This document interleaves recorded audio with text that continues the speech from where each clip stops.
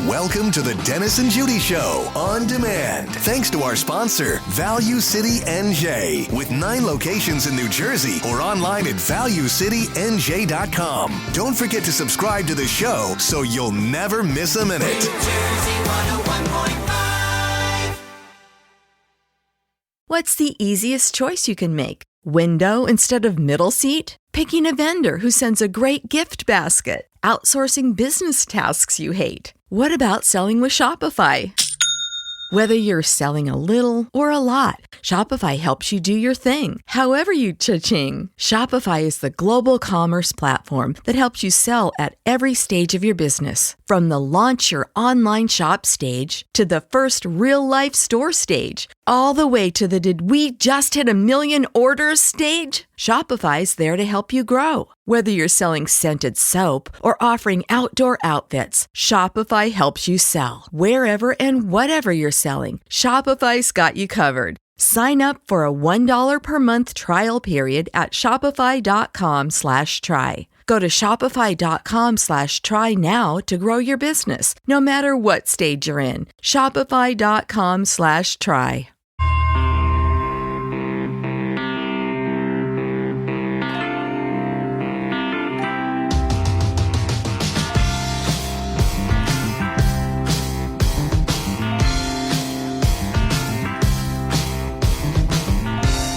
Listen, Parks Casino and Sportsbook, New Jersey, chime time.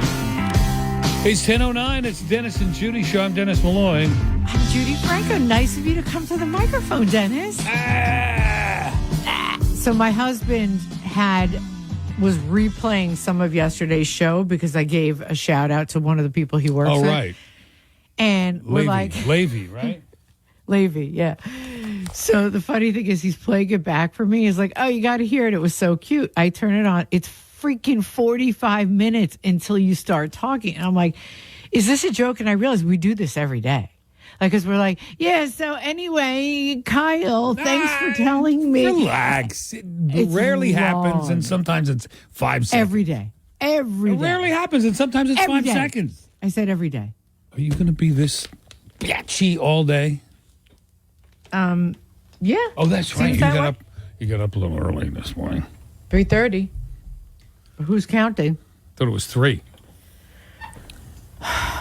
It was really 3:20 or 3:18. And I kept looking at the ceiling, because, I have that clock that projects onto the ceiling. That's got to be the worst thing in the world. Worst thing in the world.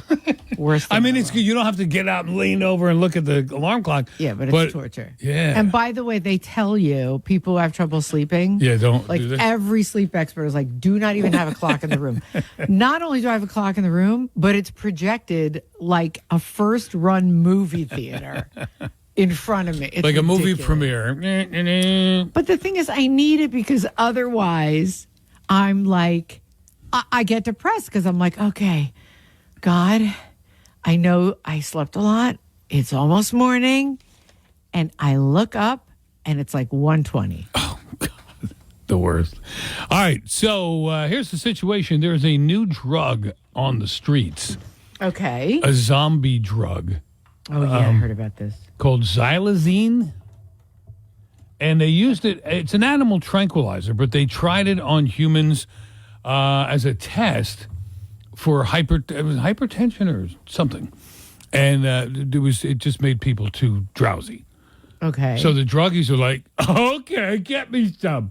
So they're mixing the fentanyl. Apparently fentanyl gives you a crazy quick high, but it doesn't last.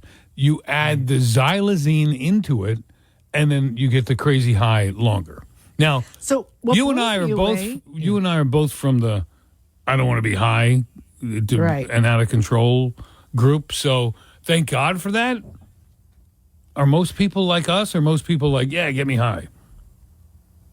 I don't know, because sometimes people tell me when I'm like, oh no, I feel like, even when I'm drunk, not that I'm drunk that often, but Have if a I've drink. ever been drunk like 3 times in my life, and I'm always like, oh, I hate this feeling, like I don't want to be out of control. And people go, why? Like, enjoy it. And I'm like, no, it's not enjoyable. But at the same time, like, my husband did a total knee replacement and he had fentanyl patches and he wore them every day for 2 or 3 months. And then when he had to take them off, he was, crazy. He was crawling out of his skin, jumping out of bed at night. Like, it was like horrible to get rid of it. And he's a person who enjoys, or at one time enjoyed, The feeling. So I think fentanyl is so different and so powerful. You got to love that specific feeling of just being obliterated. You and I have never felt that. No, we can't. I can't deal with it. And you know, you ever see a person who shoots up heroin in a TV show and their eyes roll back in their head and they fall back on the couch? That's what I imagine it is. I don't even want to imagine. So, and part of me is like, I wish I had the capacity to get, drink 8 beers or 6 drinks and get drunk and go, hey, we're drinking today. Or shoot up or drop acid or whatever. And I can't do any of it. Were you ever involved in the drug world? And maybe Involved is the best, by the way. That's what happens when you take too much fentanyl, which I had in my coffee this morning. No, but like, isn't that such a good word? Like, I cannot get over it. Involved? Like, if you're involved in something, you're sort of immersed in it. But if you're involved, this is going to be all day, right? All right. So, were you ever involved in the drug world, or perhaps you still are? Tell us about that. By the way, this is going to be all day is probably the best answer ever. Is this going to be all day? Just like when you're a kid in class and the teacher's like, all right, write these 7 things on the board. And then we're going to, is this going to be all day with the teaching and the quizzing? So were you ever involved in the drug world? Perhaps you are now. And tell us about what you've seen and experienced. 1-800-283-1015. Are we including weed, Dennis? Because like everybody's why not? involved in that world now. That's been decriminalized or legalized. And maybe, remember a couple of weeks ago we asked people, because somebody called during a weed hour, did you ever like OD on weed? And people called and said, yeah. Did a lot, remember? That people got really... I must not have been very involved in that hour. Because this is going to be all day. I can say it. No, just part of the day. But I thought we did, like, have you ever been on a trip? We did that, but we also, people said they flipped out or OD'd on weed, and we talked to people that OD'd on, like, smoked too much weed. Like where it wasn't good. Right. So were you ever involved in the drug world? And if that includes, ODing and or seeing people OD. And what was your actual involvement? I'm sorry. And we'll include all of it. And is it something like such a great feeling that you could get like sucked into it, or was it really bad to begin with and that's what got you out of it? 1-800-283-101.5. You should be thanking your lucky stars at this point, if that's what happened. I see them talk to drug addicts or whatever on the street, in Kensington and Philly. It's sad. We talk to the guy, I've been out on the street about 18 months now. And he's not worried about car insurance. He doesn't worry about mortgage. He doesn't have to read one of Sam's 3-page memos in an email. Oh my God. And I'm thinking, he's doing all right. I cannot. Sam is our new boss. I can't breathe. This is the funny thing, though. Sam is our new boss, who's great personality, good guy, has a ton of knowledge. The problem is he wants to give it to you all in one sitting. And daily. And what hourly. I was thinking is, by the way, he should maybe be a drug counselor. Can I tell you why? How quick would you get off drugs if he was your drug counselor in rehab, right? Well, he's very believable and very likable. He is, but let's just say, like, they're like, okay, 10 o'clock, it's your meeting with Sam, your drug counselor. How quick are you off drugs? Well, by the time your counseling session is over, you've already missed 4 opportunities to shoot up and you're already through the withdrawal by the time the meeting's over. Now we're in big trouble. All right. So, what were you ever involved in the drug world? I don't even get his email. I must not be on his mailing list. Did he send an email today? No, he's on vacation this week. That's why we can speak ill of him. I know that. No. Yeah, but somebody get the audio from this. We got to send it to him, please. All right, so he could be curing people of their drug addiction. It's true. Put that talent to use. You and I are going to be on the. He's like, yeah. Do we have somebody in Spokane, like a male-female duo that can jump in middays in Jersey? Because I've had it with these two. All right. Oh my God. The next long meeting we're going to have is at the unemployment office. You know that. It'll be our exit interview. So, have you ever been involved in the drug world? And poor Sam. What part of it did you play? Were you an addict? Were you a dealer? Were you a drug counselor? Were you related to somebody who was in it? It was a fake name, by the way, if you want to, because a lot of people are. I mean, isn't the whole thing, anonymous? And if you ever did have a bad trip on whatever it was, mescaline, acid, fentanyl, heroin, 1-800-283-1015 is a phone number. I used to think when I was growing up, like heroin was like, it's like in the inner city.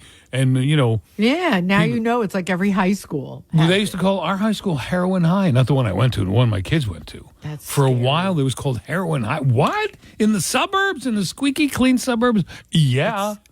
Hard to believe. So your involvement with it, 1-800-283-1015 is a phone number.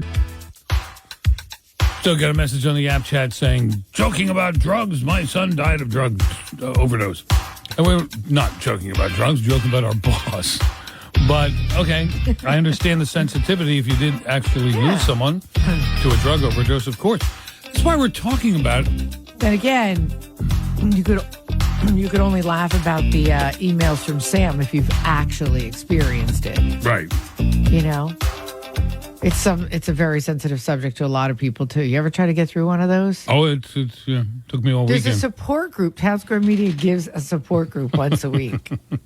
One of their master classes online. They have those. By the way, I'm sure some people attend those because they have them a lot. But occasionally they'll have one like, why fruits and vegetables are good for you. And I'm like, who is attending that? Like, I just want the names of the people in our wonderful company who are on the fruits and vegetables meeting. I just need to know. I want to be one of their consultants that gives these talks. Can you imagine? So, have you ever been involved in the drug world, or perhaps you are now? There is a dangerous drug going around called xylazine, and it is a horse or an animal tranquilizer that they tested on humans for some conditions, but it turned out it was too powerful and made people too drowsy, so they stopped it. Were you ever involved in the drug world? Addicted? You're a counselor. You had somebody in your family that was going through it, and it is painful, torturous, and a lot more people. You'd be surprised how many people are involved in it or get caught up in it. And if you go down the street in Kensington and Philly, it's a section of Philadelphia that's always been kind of hard scrabble, blue collar, and now it's just zombie land. People from all over the world go there, Judy, to take YouTube videos to post them on YouTube. You're kidding me. No, all over the world. And they, because you walk down the street, or some people drive down, and block after block of people who are like The Walking Dead, dead on their feet. And you wonder, how does a person get to the point where you're there? Men, and it's sadder to see women, too. Yeah, that is. I don't know why it's sadder. Why is it sadder? I don't know. I mean, I think for you, it's probably because, damsel in distress, right. And men, you are programmed to protect women, the weaker sex, Right. that whole thing. That's why I have a tough time watching women boxing or women fighting, MMA fight. Oh, my God. Right. That's horrible. Anyway, if your involvement in the drug world, were you ever involved in it either as a dealer, a user, an addict, a friend of an addict, a counselor? And if you ever had a bad trip, we talked about this a few weeks ago, when people had a really bad trip on weed, which shocked us. We didn't know it was possible, but people have. So 1-800-283-101.5 is our phone number. Your brushes with the drug world. I guess we should say thank God neither one of us had the opportunity really to flirt with it.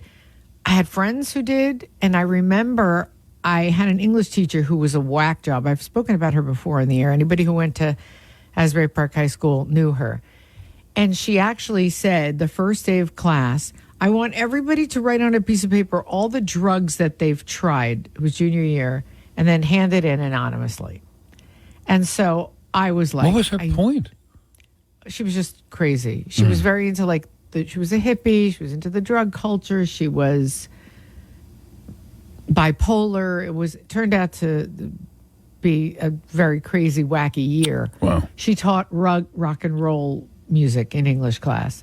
But anyway, I think she wanted to know which kids she could do it with, maybe. This was Which in kids the she could do drugs 70s, with? 80s? Yeah, 70s. Anyway, I remember taking a piece of paper and not writing anything and then folding it up like I'm going to hand it in. And then I said, wait, I better write something because she's going to know I'm the only one who didn't do any drugs. And I wanted to be totally anonymous. So what did you write down? So I wrote down a couple of drugs that I heard of. And then marijuana? Because I knew I'd be the only one in the class that hadn't tried drugs. So it was going to be obvious that it was me and then she was going to pick on me somehow, And did she ever call on you for your... No, I think she really literally just wanted to see which kids she could do drugs with or talk about drugs with in the class. I'm curious what you put down. You put Bufferin down? I'll never forget what I put. Bufferin? But I'll tell you at the break. It's embarrassing. Contact? Remember Contact? The tiny time pills? So the quickly growing threat... Tristan, yeah. A quickly growing threat within the New Jersey opioid crisis is a drug that's not an opioid and not meant for human use. It's known as the zombie drug, xylazine, XYLAZINE, is increasing in prevalence in New Jersey drug supply. The drug, which is widely used as an animal tranquilizer, was originally tested in humans as an antihypertensive. Antihypertensive is a blood pressure medication? I think so, yeah. But Dennis didn't But it couldn't move ahead because of its sedating effects. But didn't ketamine start out to be something else? And now people use it for... Ketamine was a horse tranquilizer. Then it became a party drug, Special K. What was the... and now people use it for and Quaaludes. Quaaludes were used for something else, and then it became like the... It was a tranquilizer. Quaaludes? Yeah. And then it became the sexy drug. Yeah. Anyway, be on the lookout. Xylazine is out there on the streets, and it turns you into a zombie. Ask your doctor about xylazine. That's every drug. Ask your doctor about every drug. No, they don't even say doctor anymore, Dennis. Healthcare you can't provider? Ask a doctor. Yeah. You can't ask a doctor. Right. There aren't our doctors. Yeah. We chased them all out of New Jersey. Like St. Patrick drove the snakes out of Ireland. Yeah. The state of New Jersey and its insurance companies drove the doctors out of the New whole Jersey. country. Crazy. All right. It's 10:30, New Jersey 101.5. So we're talking about drugs. There is a new zombie drug on the streets in New Jersey called xylazine. It's an animal tranquilizer that was tested on humans for hypertensive purposes, anti-hypertension, but it made people too drowsy. So they took it off. They never offered it on the market for that. So we thought we'd ask you if there are street drugs. Well, now weed is not a street drug, but it was for the longest time, and people say I swore by it because it helps me with my migraines. It helps me fall asleep. What street drug, and or specifically weed, which is now illegal, does it help you with? What is it? What do you use it for? 1-800-283-101.5. I think most of our audience, like the majority of our audience, 50-50, high or medicinal. Well, the other thing is you don't really get a real answer from people because a lot of people go, well, I've suffered from anxiety my whole life, but also you're high and you like it. Or people, I really can't sleep at night, but also you're high and you like it. But Crohn's is a big one for some reason. I don't know why that disease has so many symptoms that are either cured or at least lessened from weed. Anxiety for sure. A lot of our listeners take it for anxiety. Let's talk to this guy. Yeah, let me just say really quick before we take John. Hang on, John. Somebody wrote before, you guys joking about drugs. My son died from fentanyl. Well, of course, we're not joking about drugs. We were joking about our boss who sends very long emails after the drug conversation. But we understand your sensitivity. I'm certainly be sensitive. We get it. And then somebody else right after that, and God bless you, Steve. How can you joke about drugs and not offer any? Good point, and then, Steve. You guys wanted to know the drugs. I said I did. Okay, I'm going to write the three. When your teacher asked, write down the drugs you've used back in high school. And I had to lie and say I did drugs because I knew I would be the only person with a blank page, and then she would know it was me. So I wrote the 3 drugs that I ever knew anybody who did. Right. Which was pot, coke, and ludes. Okay. But what our listeners wrote on the app chat. Judy wrote Mercurochrome and snickered. All right, so let's talk to grumpy old John in Monroe Township. Greg. Hello, John. Hi, John. I'm grumpy. No? I was a policeman for 32 years. Oh, thank you for your service. I was a policeman when we did not give drug addicts anything. If they overdosed, they overdosed. You are talking about the least productive people in our society. Correct. All right? And they really don't deserve any help because this is self-inflicted. Nobody put a gun to their head and told them to start using. There's one way I will agree with John about this, Dennis, and that is when people call it a disease. It really irks me. That's a big debate, and a lot of people involved in it or have family. I don't think it's a big debate. I think I'm the only person who will say it's no, I agree with you, but a lot of people whose family members are caught up in it will say it runs in my family, and it is a disease. So you can make a case for it being a disease, but basically it's a choice. You made a choice at one point to get high and to accelerate into the next level, and there you go. I really feel that. John, thank you for serving our community as a police officer, and stay well. I didn't serve your community. I was a policeman in New York City. Well, I'm in our community at large. And listen, whatever the thing... society is, I think, what you meant. Yes. See, the problem I look at is that... This is going to be like one of Sam's memos. Narcan to drug addicts so that they come back from being overdosed. And they do it again and again. John, here's the problem as well. And the thing is, and they give it to them for nothing. Oh, you can just walk into a drugstore right now and say, give me Narcan, and they give it to you because, oh, my brother's ODing or whatever, he's a drug addict. And you walk in, they give it to you for free. Right. And people who do not do things, take a diabetic. All right? A diabetic has to have insulin. Right. Right. All right? Do you know how much insulin costs? A lot. Right. And that they don't give you for free. And people who are insulin dependent didn't want to be. Right. No, I get your point. It's totally unfair and the world's upside down, John, as you know. You've been around long enough to see that. We got to run on to the next caller. I think they may pay for that abortion pill in some states, or they're fighting for that to be paid. Sean is in Hamilton. You're on New Jersey 101.5. Hi, Sean. Yeah, how you doing? I'm just calling up to rebuttal about what that stinking moron idiot that you were just talking to had so much to say about he knows everything. Right. He's a moron and doesn't know what he's talking about. Oh, all right. I like friendly discourse. This is good. So go ahead. It's a disease, you're saying. Yeah. Was a sports star in college. Right. He got injured his shoulder, got sent to a doctor, was put on some pain medication and drugs after a surgery. After a while, it didn't take care of the pain anymore, so he went out and found something else. So it wasn't his choice. So that moron could take back what he said because he has no idea what he's talking about. But Sean, I'm going to push back. Not everybody who has push back this guy. He's scary. Yeah, everybody who's had shoulder surgery. I've had back surgery and the pain was horrible. And how about my husband with the total knee replacement, right.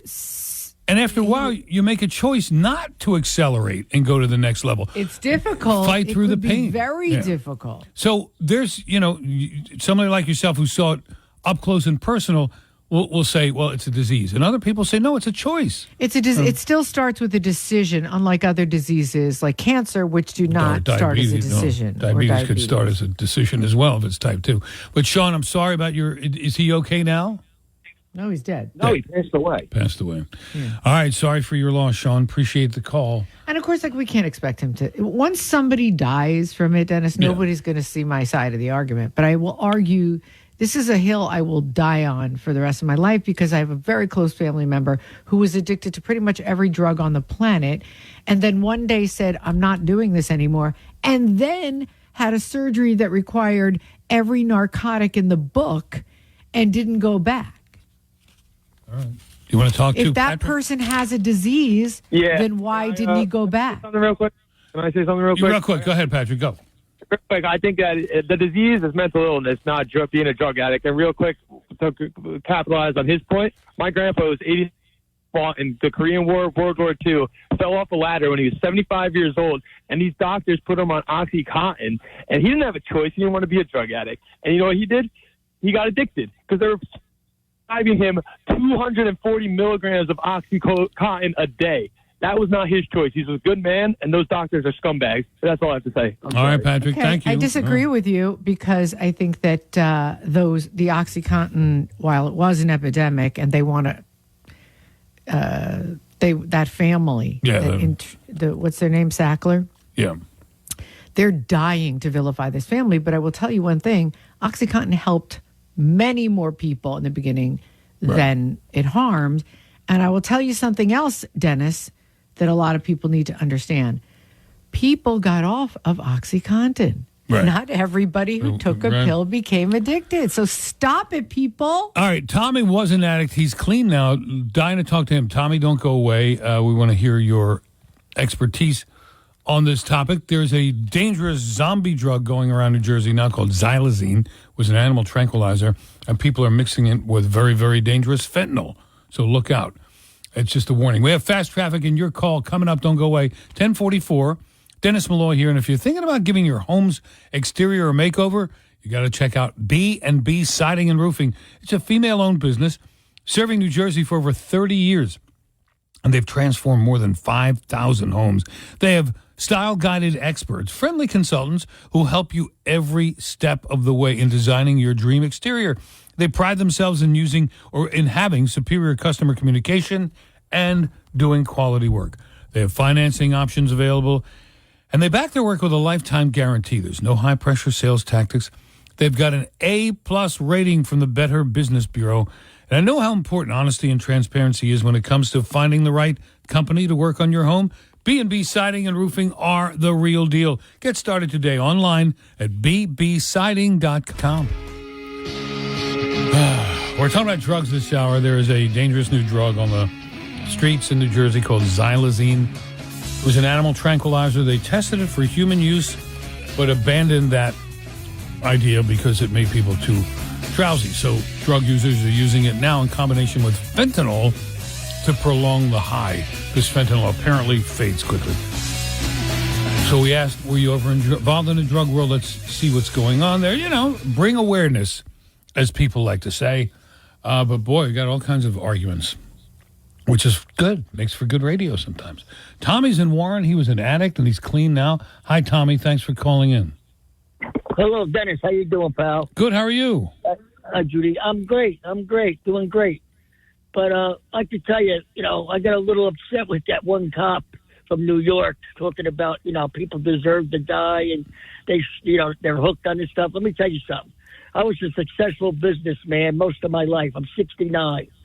20 years ago, I got hurt in a horse accident, and I got addicted, okay? Pain management doctor I went to. I didn't know. I never even smoked cigarettes or alcohol. Never drank nothing. Wow. I went to pain management. Guy gave me 180 Percocet 10s and 80 Oxycontins a month. It was giving me, like take 4 a day or whatever, 4 as prescribed every 4 hours. So I'm taking them. I have 5 broken ribs, 4 herniated discs in my lower back, and they took my spleen out. Wow. I ruptured my spleen. You fell off a horse? You got trampled? Horse and carriage. Yeah, in the Memorial Day Parade, 2004. Oh, man. When he said horse and carriage, I'm like, you're not that old. Horse and carriage. well, In then. a parade. In a parade. Yeah. I used to ride the kids around the street. Right. Oh, I'm so Orange. sorry this happened to you. Horrible. Yeah, well, I mean, you live and learn, right? Course Right. to learn. Anyway, long story short, I had 4 businesses active, making good money in the electronics business, auto electronics, and unfortunately, with the bad economy, 2008-9, and my addiction, I ended up going bad and losing all my businesses and a lot of my classic cars and a lot of other things and marriage. How long have you been clean? How long have you been clean? I've been clean over 3-4 years now. All right. And have you been able to rebound Oh, business-wise? yeah. Good. Yeah, I'm getting back. I'm on a job right now. But just to say, believe me, and I was the kind of guy I'll never take nothing. When I got hooked, I was like, I'll 6 months. Once my ribs heal, I'll just stop. Right. Well, after 6 months, it was one more. I'm Right, of shaking, course. sweating, nervous, anxiety. I was like, one more. This one happens more. to so many people after an injury. And this is just exactly what happened to me, honest to God. And I just couldn't stop. I was trying to hide it from my wife and the kids. And, I got to do it. And it whacked me out, messed me up bad. And, again, it's not something that you want to put upon yourself, but this just happens to people. And I'm a prime example. Yeah. All right. Tommy, I'm glad you're back on your feet. Keep plugging away there, buddy. Oh, yeah, I keep punching, pal. I still box. I train fighters. Yes, I'm in good shape. I do 120 push-ups a day. We love you. That is awesome. That is good, Tommy. Thank you for sharing that inspiring story. A cautionary tale and inspiring story. And Stephen Cherry Hill, addiction problem with pain and painkillers. I'm sorry we don't have time, Steve, but thanks for trying to chime in. There's a spirited hour. All right. Spirited is right. 10:55, more of the Dennis and Judy show to come. Don't go away. As you know, Mike Lindell has a passion to help you get the best sleep of your life. After he invented the world's best pillow, he created the famous Giza Dream Sheets. They're the best sheets you will ever sleep on. The best night's sleep just got even better. And for a limited time, you'll get a queen size set for $59.98, king size just $69.98, the lowest prices in history. Mike and the MyPillow employees continue to be canceled by big box stores and attacked by the media. They appreciate all your great support during these times and want to thank you by giving you the best specials on all their MyPillow products. To get the best specials ever, go to MyPillow.com or call 800-315-0584 and use promo code JERSEY. You get the famous Giza Dream Sheets, queen size, for $59.98, king size, just $69.98. You'll also get 60% off the original My Slippers. So call 800-315-0584, 800-315-0584, or go to MyPillow.com, promo code JERSEY. Bet Parks Casino and Sportsbook app, New Jersey. Chime time is 11:08. It's the Dennis and Judy show. I'm Dennis Malloy. That's Judy Franco. Sound like you're on some sort of drug, mister. Yes. I'm high on the drug called Life in New Jersey. Oh, yeah. No, you wish you could get high enough to obliterate life in New Jersey. Now, listen. We joke, we criticize, we complain. Go live in Idaho for a couple of weeks, or although Idaho is very nice. Yeah, I know, Dennis. I'm sorry, but this argument is not going to hold water because I just came back from Florida, where the property taxes are some of the highest in the country and still right, half forget the price of ours. Forget that. Was life good? Where? In Florida. I mean, things were convenient. Things were happy. Things were okay. Yeah. Because you can't just go on property taxes. You go on the quality of life in general. You can't just go on property taxes. But, Dennis, you know what? One day, Dennis. Yes. we're going to ask people like, well, we've done this before, but I always think it's interesting. Like, if you got out of here tomorrow, where would you go? You know? We're not asking them now. No, but I want to ask that question because it's too many people have gone to Florida. So now you got to stop. Close the border of Florida. All right, stop the discussion. We'll do it tomorrow. We'll do it another day. Yeah. This is from my hometown, Judy, in Evesham. My hometown. Why don't you put the song on while you speak? Well, it's no longer my hometown. My hometown. I feel like your hometown is the town you came from. Sound like death. Well, no, South Philly, Delran, Evesham, but this is Evesham where I raised my kids. Isn't that always hometown? What? Where you raised your kids? No, like your hometown always remains your hometown. That's not your hometown. Delran's your hometown, but like, right. Or whatever, South Philly's your hometown. That remains your hometown. All right, I was a longtime resident of Evesham. My kids went up through the school there. They were very happy with the school. To Heroin High? Heroin High, after it was no longer Heroin High. Thank God. An elementary school principal there in Evesham, earning a six-figure salary, which, by the way, in New Jersey anymore is like $15 an hour. Six-figure salary doesn't get you on an easy street anymore here. She is charged with stealing cash from the school's front office. Shut the front door. Well, if they did, she wouldn't have gone to the cash box. Okay. Oh. I won't give her name. She's 46. She's from Hainesport. She's been with the school district for 25 years since she was a kid. She's the principal of Beeler Elementary in Marlton, where a lot of my sons and kids' friends went to, where she earns a salary of $148,000, according to state pension records. All right. Police say that the Evesham Township School District reported a theft at the school in late February. Somebody stole over $700 in cash from the school's main office. And you wonder, here's a respected principal, a mature woman, 46, young, but mature. Right. And why would you steal $700 from the cash box in the front office? By the way, what are they doing with $700 there? No wonder they stopped me at the front door. Why is there any money in the cash box in the front office? Petty cash. I'll go get the kids some hoagies at Wawa for Hoagie Day. I don't know. Anyway, that is the big story in that school district now. You know, it will be forever. The kids will remember, our principal got arrested. She stole some money. There's always an incident at your school. Like when I was in high school, we had several. Kyle went to a rural school. It was out in the country. Kyle, are you there? Yeah. Was there an incident in your school? Nothing too crazy. There was a thing going around, a teacher actually that had some sort of relationship with a student. Yeah, that happened in my kids' high school too. Like it happened in my high school too. Well, back then though, nobody went to prison. They actually got married. Well, there was two incidents. One when I was in high school where the guy did end up resigning, I think, and then another one that happened just last year or the year before. So I was already graduated, right? But teacher was doing bad things to a student. It was covered all over the news too, and he resigned, gone. His wife, who also worked there, resigned, gone. They weren't arrested. I think he was arrested. When you say doing bad things, they took him out of the school, I think, in handcuffs. Oh, yeah. Wow. Doing bad things. He was torturing the person? No, it was just like having sex with her. It was sexual things, but over the phone, not like actually doing it in person. So he was sending. Yeah, I'll come in there and I'll show you, but we can look it up and read about it. He was sending D-pics. Not even that necessarily. I mean, I think he might have done that, but it was. I don't know how to really describe it. He was just he was creeping big time. Okay. Yeah. All right. He's being naughty. Being naughty. Very naughty. Would you like to see some naughty Was pictures? he horny?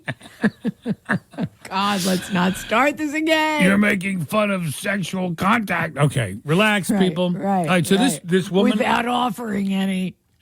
What was the big incident at your school when you were growing up? Funny? Well, I'm sorry. I was thinking the guy who wrote before you're making fun of drugs. Right. that's disgusting, making a joke about drugs without offering us any. Gotcha. You saw that? Yes.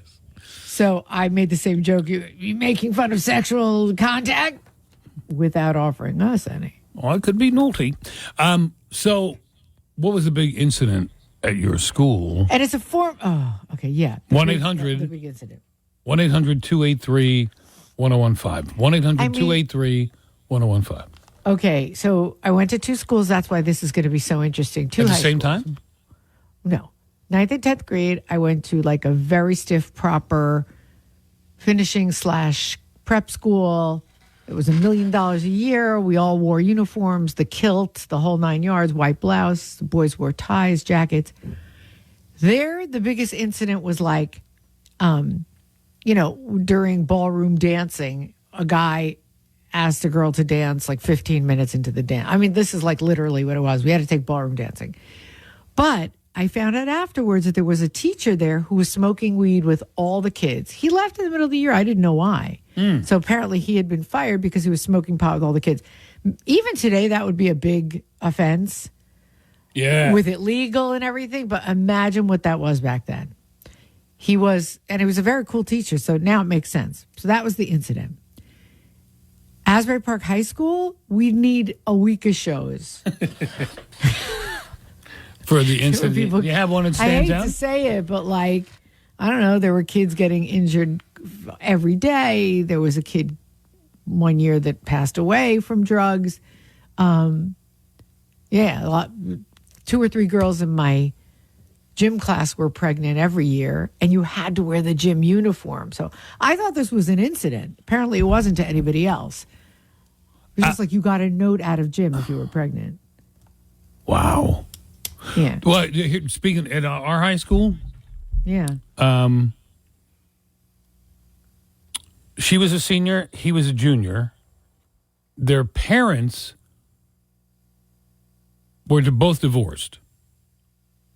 Her dad and his mom got together and married. So now they're stepbrother and stepsister in the same house. We had this across the street from me. Guess what happened? Yeah, that was it. But we had 2 boys in the same class, and it was great because it was the time of that show, Drake and Josh. Remember, Dennis? And Yeah. it was the same story.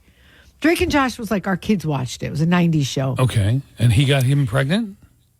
No. I'm just saying, like, Drake and Josh was a show about 2 boys whose parents married, whose Right, mother and right. father married. So they were best friends in school, Right. and then they got to be brothers. Right. And this happened to my neighbor across the street. And it was so cool because they got to be brothers. But these you 2 missed the friends. point of the story. Now, yours was a boy and a girl, and they got pregnant. Yeah. Well, she did. Yeah.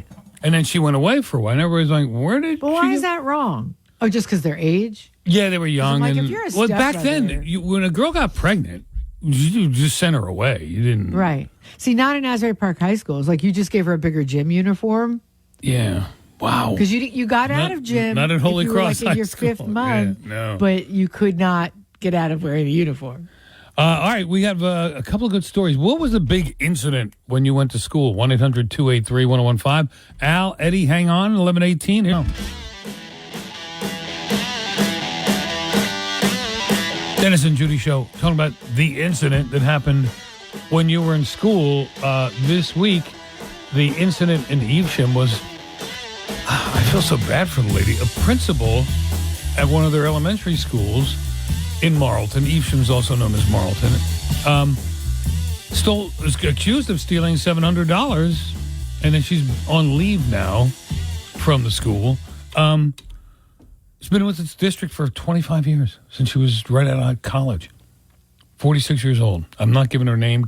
If you want to look it up on her website, look it up. I just feel so bad for her.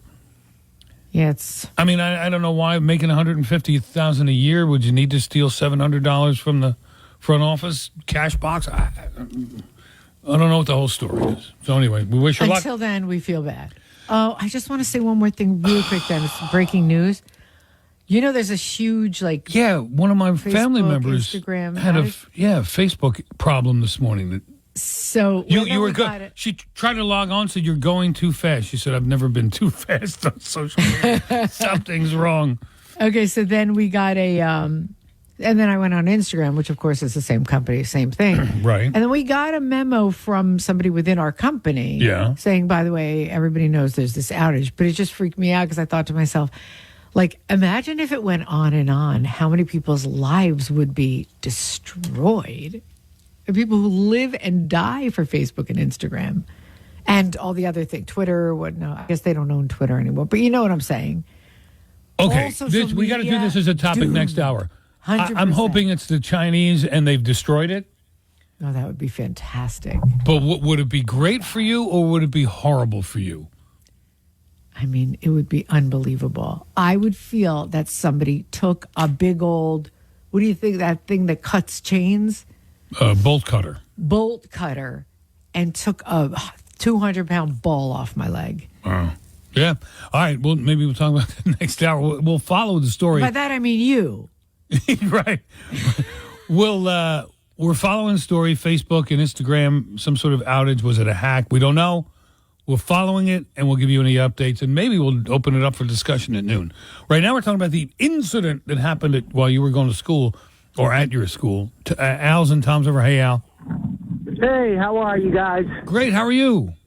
I'm doing good, working today. But anyway, so my story, when I went to middle school or grade school, 6th grade, I went to West Dover Elementary, which is in Toms River, right by Ciba-Geigy Power Plant. Right. And I'll never forget, when they had the barrels leaking through the soil of all the waste. That's right. At Ciba-Geigy. We were out of school for 2 months. It was insane. I mean, we were happy as kids. Right. You know what I mean? We didn't go to school, but it was terrible. There was cancer clusters everywhere. Yeah, that was like 25 years ago. I remember that Toms River cancer. Yeah. Yes. Cancer cluster in Toms River was like the big story in the state for years. All right. Years. And it started right there, right at Ciba-Geigy. And I'll never forget it. Don't say Ciba-Geigy again. It freaks me out. It's a bad name. It's a bad word. Ciba-Geigy. So, Al, back then there was no remote learning. You guys just had off? That's it. That was it. There was no computers, online FaceTime stuff. Right. It was just, go home. We'll call you when it's cleared. All right. Very good. Thanks, Al. That's a good one. Ciba-Geigy. Stop it. Ciba-Geigy. By the way, you're disgusting because, as you know, that is the name of my last grandchild. I don't doubt it. First name Ciba, middle name Geigy. Eddie is in Jackson. Eddie, hi. Hey, how's it going, Dennis and Judy? We're great. How are you, Ed? Good. My story is when I was in 7th grade, we had a teacher, name is Miss Johnson, and she had a bottle of vodka in the drawer. And when she give us a test, she said, if I catch you cheating, I'm going to kick the crap out of you. And she put her head down, and that was it. Put her head down and died? She would fall asleep. Oh, okay. With a real drunk. Oh, man. Crazy. Yeah. Wonder where she is now. I'd like her number. Anyway. Alcoholics Anonymous, maybe. Yeah, wow. Again, back then, I guess it was easier to get away with that. Eddie, thank you. Appreciate the call. What was the incident in your school? 1-800-283-1015 is the phone number. Jill's in Peapack Gladstone. Hi, Jill. Hi, how you doing? Good. How are you? Doing well. So I went to high school in Piscataway, and we had an incident. We had grave diggers. 3 guys went and dug up a grave to get the handle off a coffin. One of the kids was a supposed warlock and needed the handle to do a spell. As you do. What? And who paid for the grave diggers? I don't know. They dug. There was behind one of the kids' houses. There was an old grave, and they dug it up. They got caught. I forget. They got some sort of I don't know, sentence or something. I forget what they got exactly. But I know one of the kids was a headbanger and wore all T-shirts, like Metallica and all those kind of T-shirts to school. And the police came and confiscated his clothes. And then he didn't have any other clothes to wear, so the mother begged for his shirt back. Oh, it was crazy. Crazy. All right, Jill, thank you for sharing that. I had one in high school and one in middle when I was in junior high, I guess they used to call it then, middle school.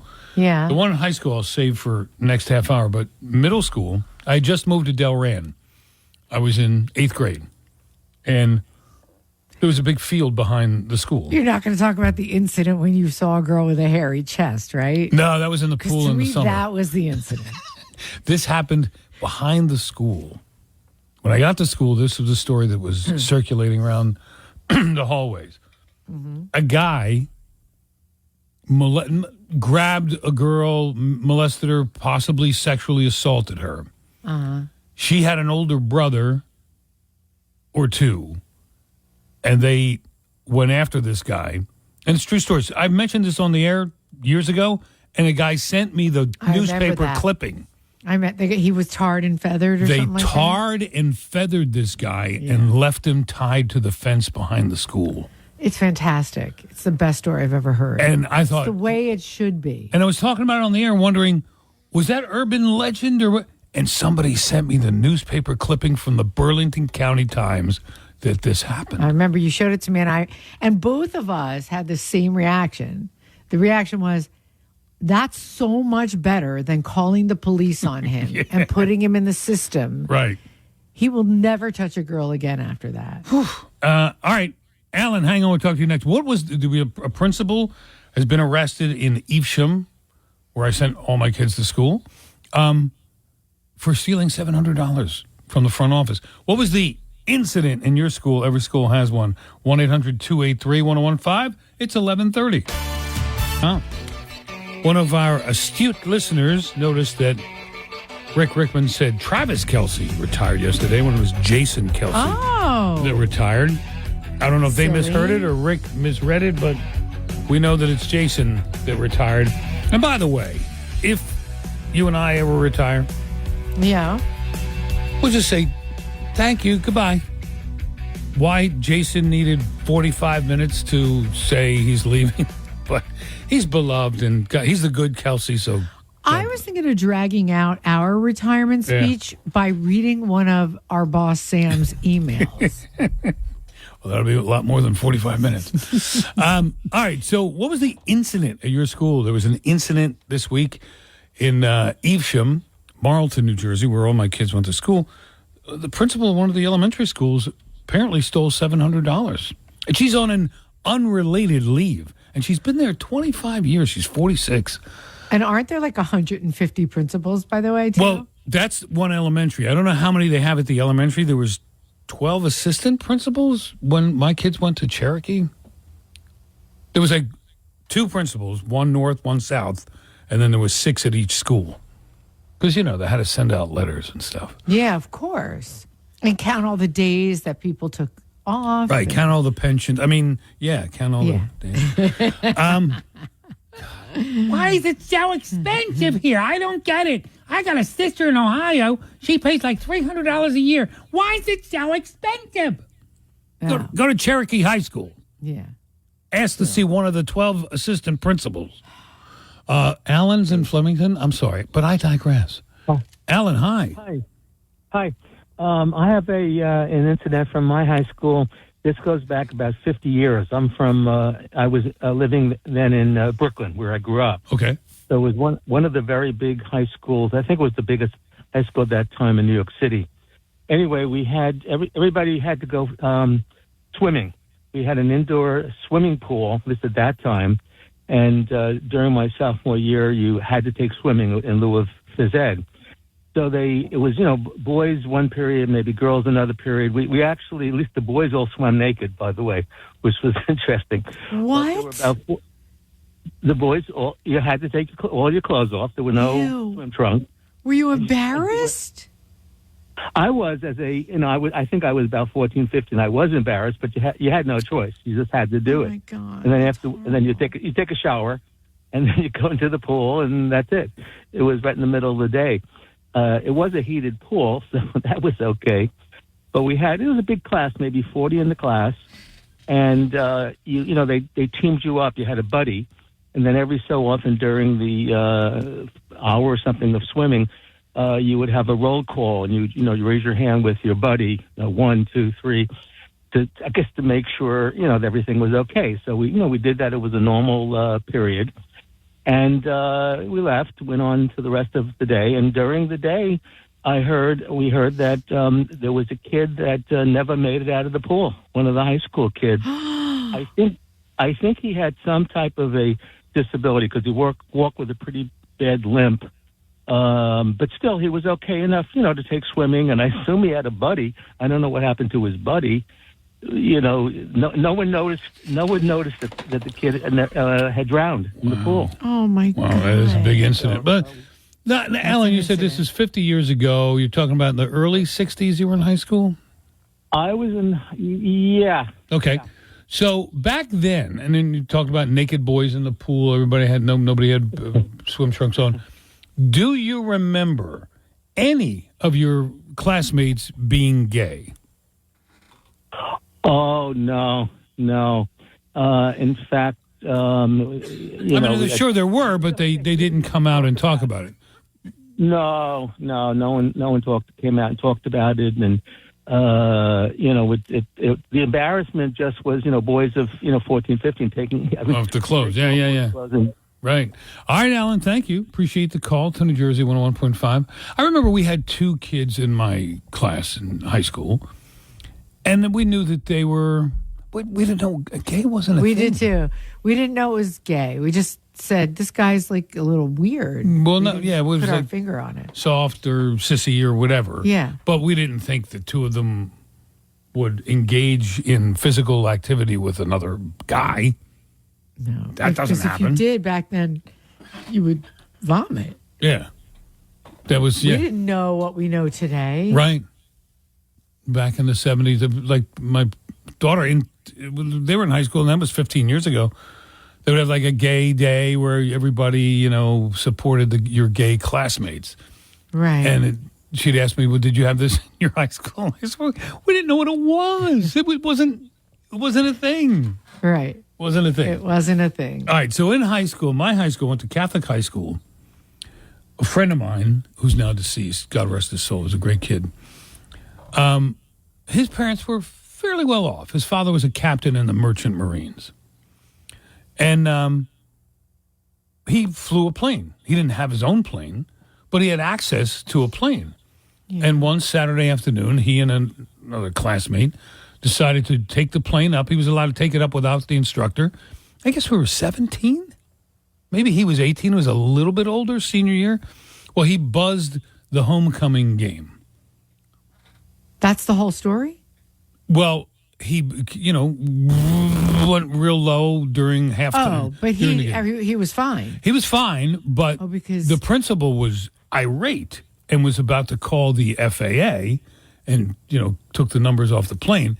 His mother happened to be volunteering that day at the school, at the hot dog stand or... Oh, my God. Begging the principal, that's my Russell, please don't report him. You just reminded me when I went into 7th grade at William H. Crocker Junior High, Hillsborough, California. When I got there, I had come from a different school, and there were kids all talking about the Nelson family. So I didn't know them. But apparently over the summer, the Nelsons had a private plane. They used to go to Sun Valley to ski every year. Wow. And they had, over the summer, I guess they went to their winter house, and they came back and they all died in a plane crash. And one of them was in my grade. I didn't know. But I remember it must have happened right before school started because they had, which now that I think of it, was pretty modern of them, or pretty... Of counselors? Yeah. Like, did they... Well, it was California. Right, California. We in California had to get counselors. up in the morning. Right. Yeah, in Jersey, they had Suck It Up, Buttercup. Right. Yeah. But the whole Chris Nelson and the whole family, how sad. Yeah, terrible. What was the incident at your school when you were a kid? 1-800-283-1015 is the phone number. Dennis Malloy here. I'm a foodie, and I've got to tell you about one of my favorite places, Fireside Grill and Bar in Marlboro. This is the perfect place to enjoy delicious food while catching all of your favorite sporting events. Brick oven pizzas, handcrafted burgers, wings, signature house-made sauces, and more. Yesterday, they brought ribs and pork belly and a couple of different pizzas. Oh, my God, it's so good. With more than 40 TVs in there, you'll never miss a minute of the action. Open 7 days a week for lunch and dinner. Happy hour weekdays 3 to 6 p.m. Visit Fireside Grill and Bar. They're in Marlboro. Online, you'll find them at firesidegrillandbar.com. So a principal was arrested at a elementary school in Marlton for stealing $700. She's on an unrelated leave. She's been there 25 years. She's only 46 years old. I feel like, not that I'm going to forgive anybody for stealing, but I feel like she had to have had like a really good reason. Yeah, I'd love to know the backstory there. Unless they find out she's been doing this for 30 years, like maybe I would give her a pass if she had a good excuse. Well, what was the incident at your school? 1-800-283-1015.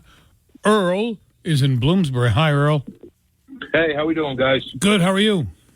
Good. Well, I think I might have the most comedic incident that happened this morning. Oh, good. Good.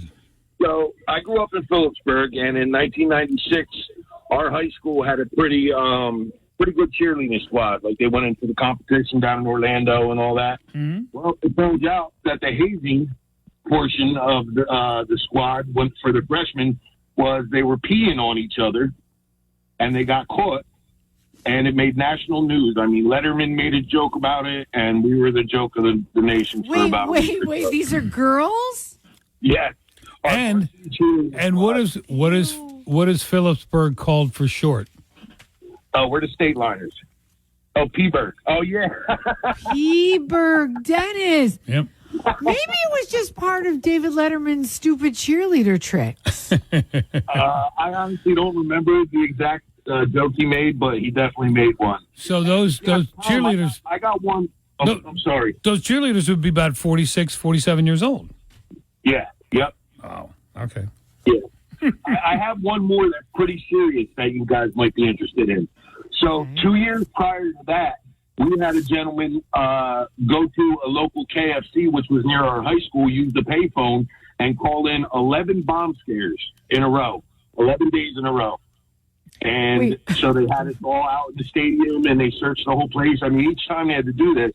And you know what that guy ended up getting when he got arrested? 1 year probation and like 75 hours community service. Imagine if he did that today. And now he's in the New Jersey State Assembly right now. All right. Thank you, Earl. Great stories. Appreciate the call. Go to the KFC phone booth and call in a bomb scare. 11 days in a row. Hector is calling from East Brunswick. Hello, Hector. Hey, what's up? Hey, what's up with you? All right. So this was actually at my sister's high school at the time. I was still, I had one more year before I hit the high school, but she was there during the time where those kids had went to Great Adventures, and Great Adventures had burnt down, and that was pretty tough, for everyone. Yeah. You remember the Great Adventure thing that happened? Of course, the big fire. What? So that was what, in the late 80s, early 90s? 84. 85. Wow. 84, 85. I'm not sure. Where'd you go to school? I went to Frank and Kay Lane in Brooklyn. I was born and raised in East New York, and so much stuff always went on, but this one was really tough, Yeah, that was... People would get shot at and stabbed all the time, but this was really hard for everybody. A lot of people, All right, thank you, Hector. Appreciate the call to New Jersey 101.5. You have family in Brooklyn, from Brooklyn, right? Yeah, sure. Why does everybody from Brooklyn call it Great Adventures? I do not know. Not adventures, it's adventures. Yeah, it irks the hell out of me. Den, from the year it opened. I know you find it irksome. I hate them. All right, well, we wish this principal from the grade school good luck in whatever happens moving forward. So I was looking up tarring and feathering, Judy. I could not find that story. Somebody did send it to you. They sent it to me. Send me a newspaper clipping on, remember microfiche? Microfiche, yes. They went to the library, looked up the Burlington County Times 1971, and they found it on microfilm and took a picture of it and sent it to me. I remember it well. So I looked up tarring, feathering, and there's 5 myths and facts about tarring and feathering. Oh, I've got to hear This myth is busted. The notion that hot tar caused severe, sometimes fatal burns is based on the assumption that tar meant asphalt we use on the roads, which is typically stored in liquid state of 300 degrees. But in the 18th century, tar meant pine tar. So, yeah, they would just cover your body with pine tar and then stick feathers on it. Not as Not as hot. It wouldn't scald you like. And the great news is, for the complete instructions on how to tar and feather somebody, it's coming up after the noon hour. Oh, it's online for sure. And we'll have an update on the Facebook outage and the Instagram glitch too. Yeah. Don't go away. If you're panicking about Facebook. Listen, are you one of the millions of American women and men of any age dealing with premature hair thinning and hair loss? Or maybe you're scared about inheriting that thinning look because it just runs in the family. Introducing Provia. This is an amazing solution that delivers on its promise without the harsh side effects, unwanted chemicals, and unpleasant smells. And by the way, developed by the same pharmacist that founded Genucel Skincare, so you know that it's quality and that it works. It works for men and women of any age, and it's safe on colored, treated, styled hair. Easy to use serum with clinical grade botanical extracts to work against the three main causes of hair thinning. This stuff works, and I love it. And right now, new customers who listen to me can get over 50% off Provia's introductory package with my special code. Go to proviahair.com/Judy. Every package includes a free 60-day supply of Provia serum for daily use, plus Provia 30 super concentrate for faster, more noticeable results. You guys, it's guaranteed or 100% of your money back, so you have nothing to lose. Provia works. See results for yourself right now. Don't wait. proviahair.com/Judy. proviahair.com/Judy. Parks Casino and Sportsbook, New Jersey. Chime time is 12:09. It's the Dennis and Judy Show. I'm Dennis Malloy. That's Judy Franco. I hate rainy days. But hey, that's makes you appreciate the sunny days even more. Judy. Yes. I know we weren't scheduled to talk about this, but Kyle and I were just having a discussion off the air. About prostitution. Okay. I mentioned something to him about somebody who later became an escort. You can say hooker, prostitute, escort, whatever, call girl, whatever you want to call them. Yeah. And he said, well, that's illegal, right? I was like, yeah, I don't think it should be, but it is. And he said, yeah, he's 24. I don't get why why it would be illegal for you to pay somebody to have sex. Because it practically works that way anyway in life. Right. Take a girl out to dinner. My daughter was telling me about this woman who did not pay for dinner for a year. She went on dates every night on these dating apps. Right. So she didn't have to pay for dinner at all. That's amazing. And because guys, I want to go on that thing, Seeking Arrangements, which is like really basically just legalized prostitution. Yeah. And I know somebody who did it's not it, by the legal. way. I guess it's legal. But here's my question. And like I said, I know we weren't set up to talk about this, but it's fine. Since I'd like to really stick to the show preparation schedule, Dennis, but if you want to go rogue today, I'll go. You'll allow it. Okay. Yeah. So weed was just made legal in New Jersey, and state by state by state, they're making it legal, right? Right. Half the states in the country, I don't know, a third. Mostly for tax money. They don't care about the freedom or the liberty or whatever. They just want the tax money. They can tax a product. Okay. Will they ever allow... Now, there's a small one. Nevada is legal, only Las Vegas it's not. Right. You can't do it in the city. But the rest of Nevada, you can have legalized prostitution. I don't legalized escort. I'm not even sure. I think it might just be like in certain counties. I'm not sure. We have a friend who's from Europe. You and I have a mutual friend. Her friend had a daughter who was a sex worker in Europe. Okay. We do? No, we have a friend. She has a friend from that country she's from that had a daughter who was a sex worker. And she's like, yeah, that's what she does. Is it Amsterdam? It was Germany or Austria. Because I think in Amsterdam, that's like a big a big. No, it's a big attraction to that one street where they're all in windows waving at you. Yeah. Would New Jersey be in favor of legalizing sex work? Wait, let me say that again, because maybe you didn't understand my answer. Then, they don't want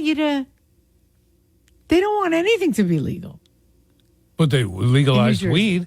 But if they said, well, it would be set up, the state would tax it, and it would be, you'd get a regular salary, whatever that salary was, you'd pay into benefits and the... I guess if it was like they do in Europe, where they're just called sex workers. Okay, well, we both think there's absolutely no reason why it should be illegal. Right. We think that it happens every day in relationships anyway. Phone number is 1-800-283-101.5. Dennis, I hearken back to my famous topic from back in the 90s. Yes.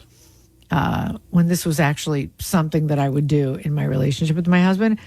And it was called Sex for Boots. And Sex for Boots was, basically going to a store, shoe store, and a woman never has enough shoes or boots, right? So I see these expensive boots, and they were something that I did not have the money to pay for right then and there, but maybe he did. So I'd be like, oh, can I get these boots? And he'd be like, are you out of your mind? We're not buying these boots. They were, at the time, who knows how much. Yeah, $300. And I'm like, I'll do this. Come on. I'll do this. And then he'd be like, okay, you swear? And I'm like, yeah. And he's like, right here? And I'm like, no. But when we get home. And then I would get the boots. And it was an exchange. Right. So am I not a sex worker getting goods for my services? Well, that's within the sanctity of a marriage, Judy. But what about two people who aren't married? I'm just dating. Yeah.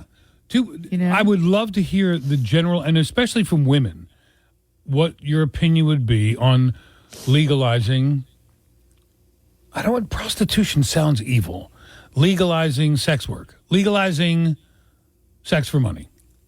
Okay, 1-800-283-101.5. And if you have ever made a deal with your significant other for goods for services, an exchange of goods for services. Or even somebody you worked with. I've never done it, but... I need a ride to Atlantic City over the weekend. Oh, yeah? What will you do for me? I don't know. I don't have any money. Yeah, nobody does that. Like to an Uber driver? No. To you work with a guy, right? You need to go to Atlantic City. You don't have a car. And you go, hi, Jimmy, I got to go to Atlantic City today. Yeah, nobody does that. Oh, okay. Says you. 1-800-283-1015 is the phone number. Yeah. I don't see a reason why two consenting adults, like you said, you take them out for a lobster dinner and sometimes get nothing, and sometimes you get something. Is there something wrong with it? And before someone asks me... Just because it's not said in those words, like, I will buy you dinner... If you sleep which costs $150 if you sleep with me. It's not said in those words, but the implication is there. Right. So I'm all for it. And before anyone asks me, how would you like if your daughter did that?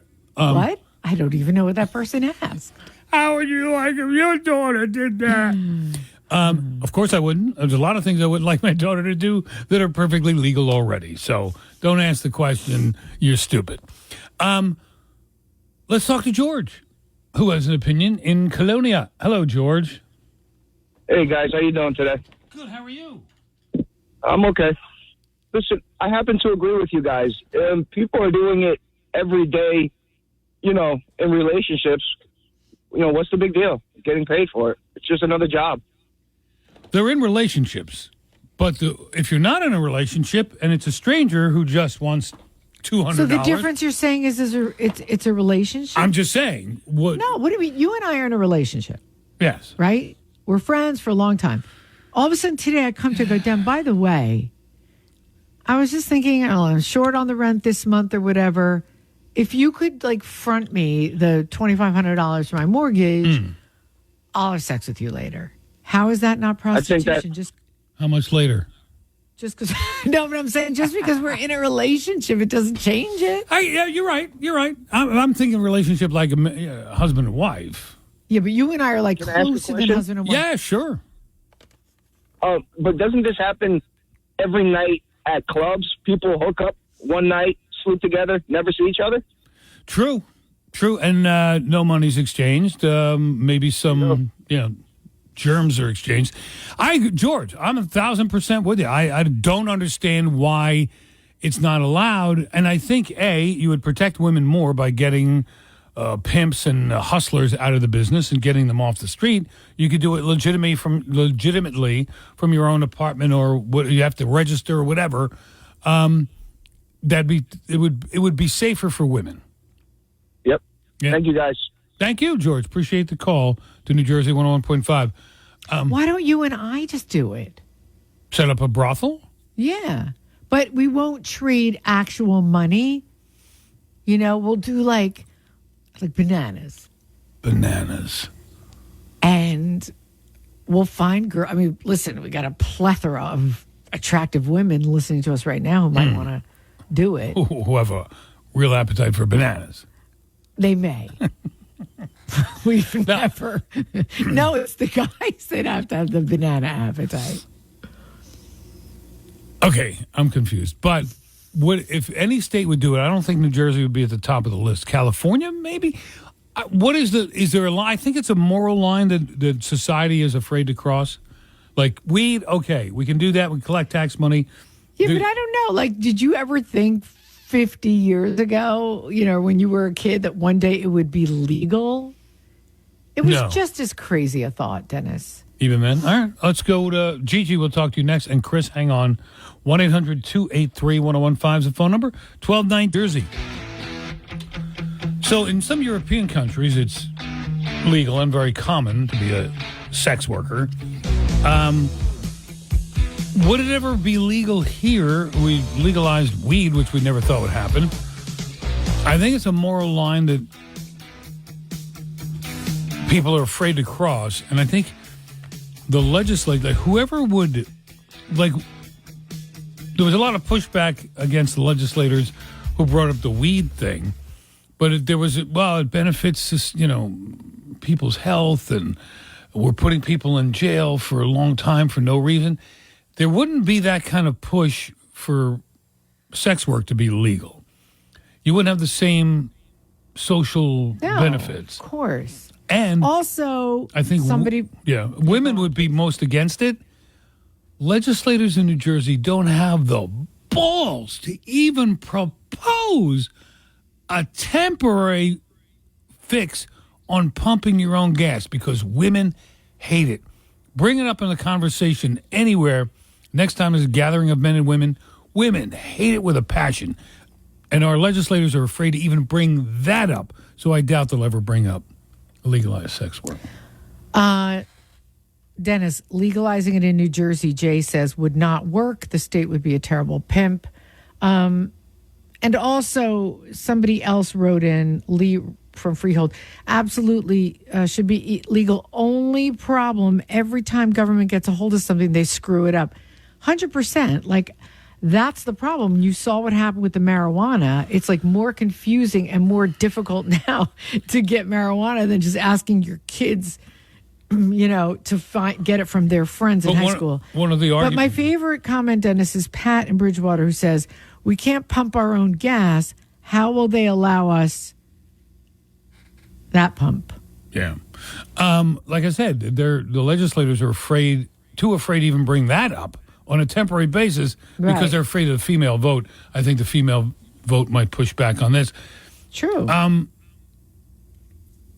The big benefit of it would be safer for women if they're involved in it because it'd be regulated. But then if you regulate it, you do have the state involved. True. If you just leave it to the private market, then that's where you run into danger for women.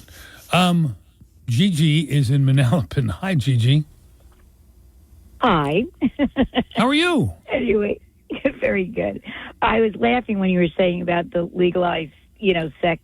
But with my grandmother day and age, she really was so naive. She didn't even know that when she, married my grandfather, that what happens on the wedding night.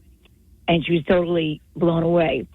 So as years went by, that was like her last thing that she'd ever think of doing, is having sex. So it was very hard on my grandfather. And as time passed, they had a housekeeper. And my grandmother would go from Brooklyn, see the housekeeper, say, listen, do this, do this, do this. And she'd go down to her summer house in Long Branch. And while she was away, she knew that this woman was in the house with my grandfather doing whatever. And he never bothered her every time she came back. So she figured it out that, she's the mistress there. But she didn't care because she didn't want to do it. So as years went by, my grandfather passed away. And, he had a bar in Brooklyn. So he knew, a lot of guys, girls, and all this.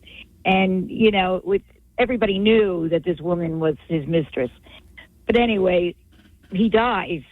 And at the funeral, this housekeeper is there.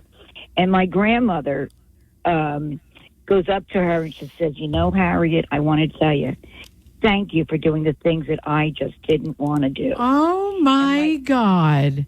And my aunt, her daughter. And she said, what? You mean the windows? And the funny thing was, my aunt says, Mama, how could you say that to your people? You know what I mean? Wow. And it was so funny. And my mother was laughing as she's coming out of the funeral. I said, Mom, what are you laughing at? It's Grandpa's funeral. You don't know what your aunt said. Oh, my God, that's funny. Gigi, we got to run, but thank you very much for the call. And did you ever trade sex for services? I'm sure there's a story or two in there. Nicole in Monroe, you knew some girls who used to be sex workers, Nicole? Yeah, hi, guys. Hi. Hi. So I was in Florida for a little while, and I had a lot of friends that I worked with that they were like sex workers as like a second job, I guess you would say. Mm-hmm. They would use this site called Backpage. What's it called? It was a way. It was Backpage. Backpage. Okay. And it was a way for girls to meet clients, and also for like the girls to talk to each other. So like if a guy was creepy or was violent, they would say, they would be like, don't talk, like don't meet up with this guy. And in recent years, like the legislation that passed, I think it was like a federal thing, they shut that website down and websites like that. So it's actually a lot more dangerous now. Yeah, there was that woman that got killed in Boston. There was a guy. It was a common website. It wasn't Backpage. It was something, and he was known as it was like 20 years ago, Craigslist. He was the Craigslist killer in Boston. Women used to advertise for sex on Craigslist. This guy killed one of the women, and then everybody went to Backpage, and I remember they signed legislation to get rid of that as well. Yeah, and I mean, I think that people are going to do it anyway, and it's like for the safety of like the girls that it would be like easier to have some kind of platform. Yeah, Nicole, is this one of these sex worker? I was just going to say, you did it. You did it. No, I've never done it. I just knew girls that would do it, and like, it would be concerned. It's like I was friendly with them. I worked with a few of them. Right. Whatever. Do you still have their number? Never done. Shut up. What? Were they hot? No. Were they hot? Yeah, they were hot. They're in their 20s. They're young. Like, so yeah, they were really pretty girls. Some of them were strippers. That's Florida. How was life in Florida? That pretty much sums it up, right? Sums it up. Yeah, I moved back to New Jersey. All right, Nicole, thank you for sharing that. Appreciate the call to New Jersey 101.5. It's 12:31 now. Legalized prostitution, and that would It is only one, right? As far as I know, Nevada. Hold on. Right? Let me ask. Hey, Siri, where is prostitution legal in the United States? She says she doesn't have an answer for that. What does that mean? I was probably programmed not to Not to touch what? not to touch certain subjects. Hey Siri, is prostitution legal anywhere in the United States? Here's what I found. I don't know how to respond to that. What? What? Tell Mark Zuckerberg he's an idiot. How's that, Siri? Oh, wait a minute. What? Okay, wait a minute. Take the filter off? No. Is prostitution legal anywhere in the United States? And by the way, we didn't even talk about the big Facebook thing. Currently, Nevada is the only U.S. state to allow legal prostitution. Well, our producer... In addition, decriminalized in one other state. New Hampshire. Close. Vermont. Maine. Really? Mm-hmm. Decriminalized, what does that mean? I guess it's like when you used to have one joint on you so you wouldn't go to jail for Right. it. Okay. It was like decriminalized weed before it was legalized. According to Remember? our producer, the whole Instagram, Facebook thing has been resolved. Oh. So that's why we got into this instead. I didn't know that. Yep. All I right. thought you just were like dying to have like a sex worker come over. No, but I was dying to talk about the Facebook thing because it was affecting people, but it's been resolved. So, Oh man, really? yeah, what we hear. Chris in Chester, hello. Yes, guys, how you doing? Good. Yeah, so I would completely strongly disagree on the grounds that, one, it's abhorrent to God. Okay, God has nothing to do with legality. There's premarital Well, sex. it should. I mean, why would it not? I mean, well, here's why, Chris. If you take a deep breath, open your mind a little. Premarital sex abhorrent to God as well, correct? Yeah, that is correct. Perfectly legal. But if somebody needs to get their rent, I think adultery is legal too. Yeah. It's not illegal. Cheating on your wife or your husband. So, but if somebody is short on the rent and they say, "Listen, come over and I'll take care of you. I need $200." Would God frown upon that? Yes, absolutely. But so eliminate the $200. What if I'm married and I tell my husband, buy me some boots and I'll take care of you He'd be tonight. fine because you're married. So, yeah, but still, it's exchanging my body for money. But you're within the confines of marriage. 1 second. Yeah. Is there a difference in marriage, Chris? Yes. I mean, that's morality. I mean, you're going into marriage, which I think would be okay. I think to a certain extent. I mean, obviously, that's not the way marriages should work. I mean, there should be, of course, give and take, and the husband should be able to have some way to kind of decide on those things and what's best for the marriage. If he's a man of God, then I don't know that he'd be willing to really be with somebody that's going to be. Chris, know that we agree with you as far as God and religion and morality. We're both religious people. But when it comes to what's legal and what's not legal, that's a different matter. Right. I'd like to add one more thing here. Sure. Yeah. If possible, and that would be how easy you would be making the child sex trade, the child prostitution. Again, quite wrong, because if it's regulated and above board, you eliminate that secrecy that you're forced to go underground with now. So if you have it above board, okay. I would say that you'd have these are the rooms with the of course with the women who are willing to do it, and then they would have some seedy back room back there that. And how would anybody know? Just like what's happening in all these massage places, you would have no idea what's actually happening. Did behind the curtain. Did teen marijuana use go up since they legalized marijuana? I don't have statistics on that in front of me here. I don't know. What we're saying is if you had a brothel that was legal and they were inspected once a week or whatever, you'd be less likely to have a lot of the seedy underground things that you're seeing now. You're saying it would still go on. All right, Chris, thank you, my friend. Appreciate the call to New Jersey 101.5. Imagine if we legalized or we made illegal everything that the Bible says you can't do. Yeah. So then it would be illegal if you disrespected your parents. Sure. Honor thy father. You'd get and mother. arrested for not honoring them. Right. And so and they would shut down DYFS because they're dishonoring mothers and fathers by entering their house and checking their fridge. Al's in Surf City. You said girls will be undateable after this. What do you mean, Al?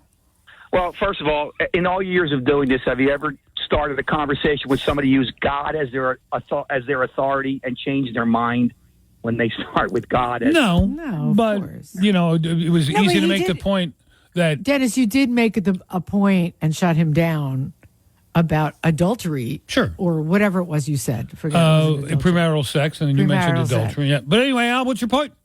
So my point is this: I don't care. Make it legal, legally. It doesn't matter to me. Very good. Thanks for calling New Jersey 101.5. Listen, I look at it from this point of view: an 18-year-old girl, a 20-year-old girl, 21-year-old girl who is now looking at something that used to be considered socially unacceptable or illegal is now drawn into that environment at 20. Now she's 26, 27. She wants to get out and get into the dating world, start a family. She just cut her potential husband pool by 75, 80, 90%. And guys are having a hard enough time now trying to find, because my son is in that demographic, a nice traditional girl who wants to settle down. And now you just took yourself out of that pool for the rest of your life. Because I even asked Kyle, your producer, and he laughed. He goes, no way. Because I'd hang out with her, but she's not wife material. Yeah, but you don't tell people that you did it. You're going to go your whole life being a 7-8 year prostitute, meet a guy and start your relation, and then you go into the coin diner, and there's 3 customers that used to be your job. You think that no woman right now is married to a man who doesn't know she used to turn tricks? Not in that context, in that big of an environment. It's like, I look at it from a girl's point of view, is the 18-year-old who gets the tramp stamp and thinks it's cool at 18, and then she's 30, she's like, oh my God, what did I do? Yeah, you bring up an excellent point. Excellent point. Alvin, thank you. We got to run. Appreciate the call. Yeah, I feel like there are so few. And Al, one thing I can really sympathize with him is there's so few married kind anymore. Yeah. Male and female. Jeremiah, Anthony, Christina, hang on. 1-800-283-1015. 1245, fast traffic in your call coming up. Dennis Malloy here for Brightview Senior Living. They offer a variety of vibrant senior living communities. Residents can enjoy true independent living while relaxing with friends at happy hour, enjoying chef-prepared delicious meals, and more. They also have been recognized by U.S. News and World Report for the best independent living, best assisted living, and best memory care in 2023. Get peace of mind with Brightview Senior Living. See which New Jersey community is right for you by visiting brightviewNewJersey.com. So we're wondering out loud if New Jersey and other states legalized weed, which one never would have thought of a generation ago. Would they legalize prostitution, the oldest profession in the world? Other countries have done it. At least one state has done it. Is that possible? And what would be wrong with that? And Al brought up some good reasons why he thinks it would be wrong. But it kind of happens all the time, sometimes in exchange for goods, services, money, and or nothing. Jeremiah, Morristown, hi. Hey, how you doing? I'm sure you guys have heard plenty about, God and the problems there, morals. I'm going to take it a different way. Okay. Talk about the unity of the country. And when you have prostitution legalized, it's going to decline of marriage, lots of individualism, hedonism. We're at a problem in our country where there's not a great deal of unity, and prostitution is just going to that's an attack on the family.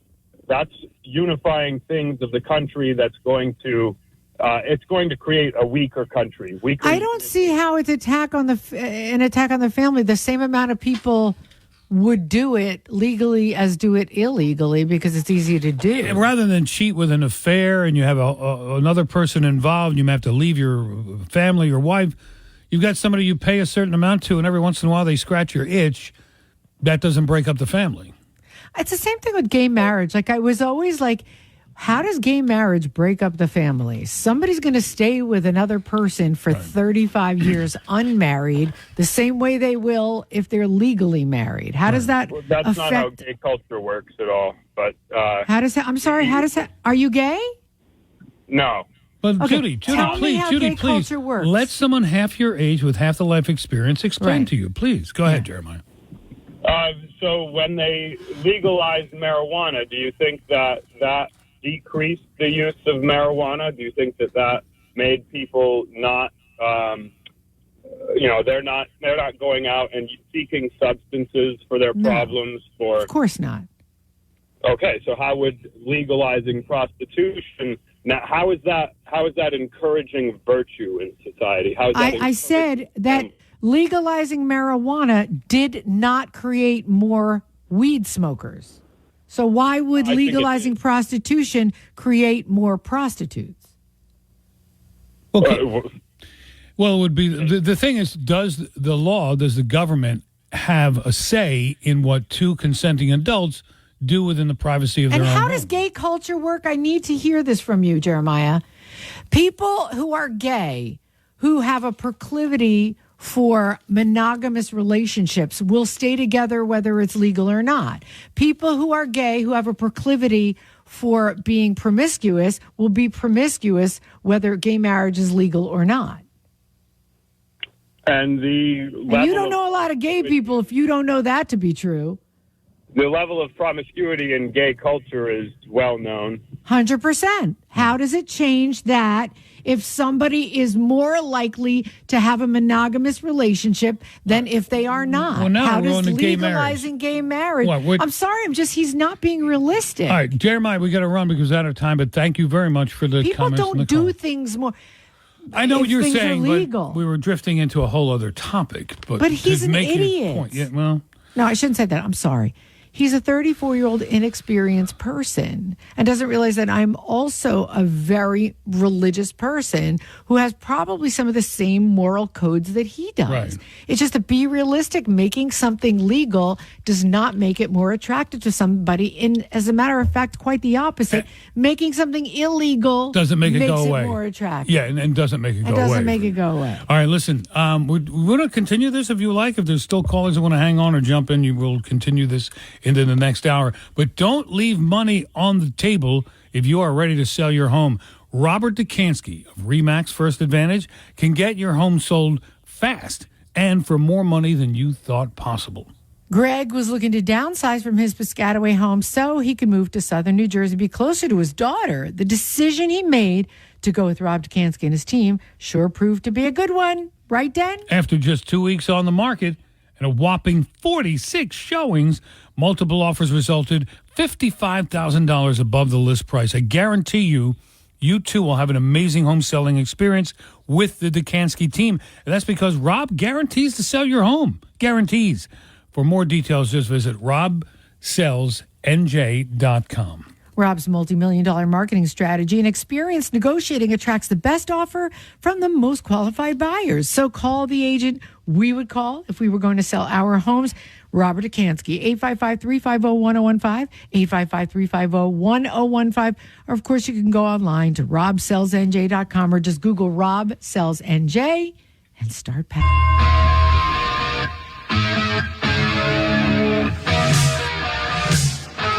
Bet Parks Casino and Sportsbook app, New Jersey. Chime time, 109. Dennis and Judy Shaw. I'm Dennis Malloy. That's Judy Franco. Yo, what's up? So I have a family member who's had a Facebook page but hasn't been on it in years, but just started a business of sorts and will look to reactivate it to get some more business. Okay. I went on this morning and said, you can't get on because you're moving too fast. She doesn't move very fast when it comes to social media. So I thought, well, that's odd. And then found out there was some sort of outage or glitch with Facebook and Instagram. Did you? I mean, I go on Instagram every day. Instagram every day. But isn't it the same people? I think it is. I don't care. Oh, neither do I. Well, actually, no, I shouldn't say that. I do care, but not because of my own Instagram account. It's because of the people I follow that I'm interested in. Like, I'm not one of these people that checks, do I have any more followers today? I promise I don't care about that. I'm one of these people the people I'm following, like the cooking accounts and watching people bake and roll the bread and all these things like that I got addicted to watching. Those things I want to see every day. So I do love Instagram. Facebook, I'm not even on Facebook. I don't even know how, I was in 2009. But there are people who were writing us this morning going, oh no, what do we do? You guys we go on your Facebook page. We don't have it. Social media, we're not on Instagram. You guys talk about the big Facebook shutdown. And I didn't know it was a thing until I started seeing people writing us on the app chat. People were emailing us. Then our own company sent a memo through our big Microsoft program that we're all supposed to be on. Like, people we know, we're off of Facebook. So you realize that social media is a big thing for this company. Well, it is for every company. Yeah. So we wanted to know, would you be happy? And all I kept thinking in the back of my mind is like, please, Lord, let it be that China hacked it and there's not going to be any Instagram and Facebook anymore so that I don't have to worry about Instagram anymore. Because there's a part of me that would love for it to go away because it is a big time suck. Would you be happy or sad if social media completely went away? Today I started thinking in the back of my mind, maybe it's over. Maybe we're all going to be removed from free again. 1-800-283-101.5 is our phone number. There were people writing in who looked like they were in sheer panic.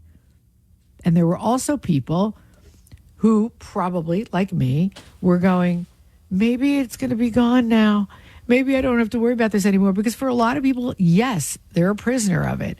1-800-283-101.5. So maybe you belong to that club that would be happy if social media went away. Maybe you belong to the club that would be really upset about it. So how do you use social media?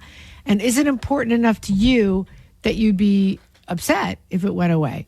1-800-283-101.5 is our number. I get it. If you're in business, you must be on social media. Facebook, Instagram is everything. It helps. If you're not in business, like you said before, Judy, it's a huge time suck, and I don't know why you do it or why you would do that. It's a window. You're watching other people's lives, I guess, and you're watching little clips of entertainment. And, a lot of it, yeah. It's a lot. It's a lot of that. All of it. It's the world in your hand. If I have I always like to use the internet and any social media or any site as a tool. If I need information on something, then I use it. But if I don't, I'm easily amused by, there's a game I play on my phone, which I find I'm addicted to, and that eats a lot of time. But if I have downtime, it takes my mind off whatever worries I have, and it's a good exercise. I think that's what this does. So I'm just going through my Instagram feed because I'm trying to see if there's anything in this that would interest you. So my friend has a cooking thing, and every day she makes beautiful things. She's from Mexico, so she always makes us Mexican food. I would watch a recipe, and I'm watching the KitchenAid go, and I'm watching her roll the balls of the conchas and pan dulce and all, and I'm like, this is pretty. This is relaxing. Then another girl is making jewelry. No. Then there's some lady who's straightening her own hair with keratin. Not that obviously is not interesting to you. Then there's a website, Humans of Judaism, shows you different people you didn't know were Jewish. Oh, look at this. Before Marcel Marceau became a world famous mime, he was responsible for saving the lives of Jewish children during World War II. I would never have known that. Wow. Well, luckily, with this topic, Judy, fortunately, we have an expert in the in this area of sociology, I guess you'd call it. We're privileged and pleased to have Dr. Farkas McLovin from Colts Neck. The expert on everything. Yeah. Hello, Dr. McLovin. Welcome to the program. I'm very glad you're talking about this topic. And Dennis, this is why you're an esteemed member of the board, for talking about the hard things, right? Right. And as we've discussed in our board meetings, social media going away would be a great thing. It's not only a time suck, it's the source of, misinformation, fake news, peer pressure, bullying, all the things that are a problem. And if a business owner calls up this hour and says, "Oh, it would destroy my business," we're not talking about some people lose it, some people keep it. We go back in time to where businesses had to be creative and survive without social media. It's a level playing field with a huge net benefit. He's not wrong. Right. He's not wrong. You'd go back to the yellow pages or, advertising on radio, TV, or online. You could advertise online without it being social media platform. Dan, I don't know. You know this, but a lot of people don't know this. Yeah. And Dennis, as you know, we because of HIPAA laws, we can't use it. So we're good. Right, because... Well, you guys are different. Your whole thing is different from the rest of the world. So, Dr. McLovin, stop trying to compare your life with the rest of ours. I apologize, but Judy, you're an esteemed consultant to the board, too. Don't underplay your importance. Really? Because I thought I was kicked out for not showing up to any of your stupid meetings. Oh, Judy, why do you have to be like this today? This is not you. This is not you. This is not you. You know what, Dr. McLovin? I don't even know you anymore. How about that? I need to invest more in our relationship. I apologize. Well, stop. Why don't you call more than once every 6 months? I will. And I'll have to meet you guys again someday. Judy, we met. We did all right. Did I? Wait, do I know it was you? Yes. Yeah. You're the one who said, make sure I keep saying McLovin, Dr. Farkas. Yes, doctor. Yes. Farkas, I'll see you at the Institute later. Farkas. Thank you very much. All right. Dr. Farkas McLovin of the McLovin Institute of Social I'm a big Study. fan of McLovin. Okay, so can you live without social media? 1-800-283-101.5. And if you want to think a little broader and deeper, would society be better and your life be better or worse without social media? Oh, so that's what I was telling you before, is my son-in-law built that beautiful business. Yes. Without social media. People kept coming up to him and saying, I'll do your Instagram. Really? You're going to double your business if you do Instagram. I do social media marketing. Let me do it for you. And he was like, yeah, I just really don't want to do it. Can I ask a question regarding that? Yeah. He's dealing with a religious market, correct? I mean, but every business. But I'm asking a question. Yeah. Do the people who are religious, who go there because they keep kosher, do they have those accounts?